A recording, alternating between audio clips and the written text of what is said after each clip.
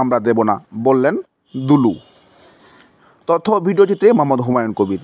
বাংলাদেশের গণতন্ত্রকে বিপন্ন করতে দেওয়া হবে না বলে জানিয়েছেন বিএনপির কেন্দ্রীয় নেতা সাবেক মন্ত্রী অ্যাডভোকেট এম রুহুল কুদ্দুস তালুকদার। যুগ্ম সাধারণ সম্পাদক সুজনের স্মরণ সভায় তিনি এ মন্তব্য করেন। সভার আয়োজন করেন জেলা ছাত্রদল। দুলু বলেন, গতকাল যে ঘটনা পার্শ্ববর্তী রাষ্ট্র ঘটিয়েছে এটা অত্যন্ত দুঃখজনক। আমরা এই ঘটনার প্রতিবাদ জানাই, কারণ বাংলাদেশের মানুষ 1971 সালে স্বাধীনতার যুদ্ধ করে এদেশের 30 লাখ মা বোনদের রক্তের বিনিময়ে স্বাধীনতা অর্জন করেছি। আজকে এই 15 বছর যারা স্বাধীনতাকে বিক্রি করে দিয়েছে, যারা বাংলাদেশের সার্বভৌমত্বকে অন্যের কাছে বিকিয়ে দিয়েছে, আমরা তাদের বলতে চাই, কোনো ষড়যন্ত্র, কোনো চক্রান্ত বাংলাদেশের স্বাধীনতা, বাংলাদেশের সার্বভৌমত্ব, বাংলাদেশের গণতন্ত্রকে বিপন্ন করতে আমরা দেব না।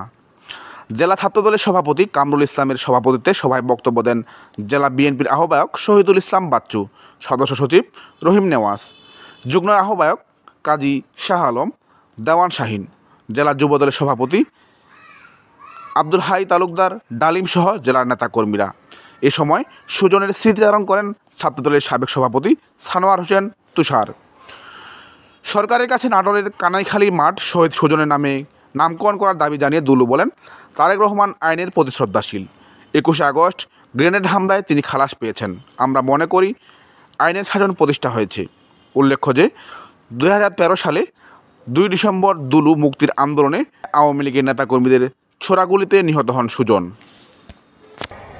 গতকালকে যে ঘটনা পার্শ্ববর্তী রাষ্ট্র ঘটিয়েছে এটা অত্যন্ত দুঃখজনক, ন্যাক্কারজনক।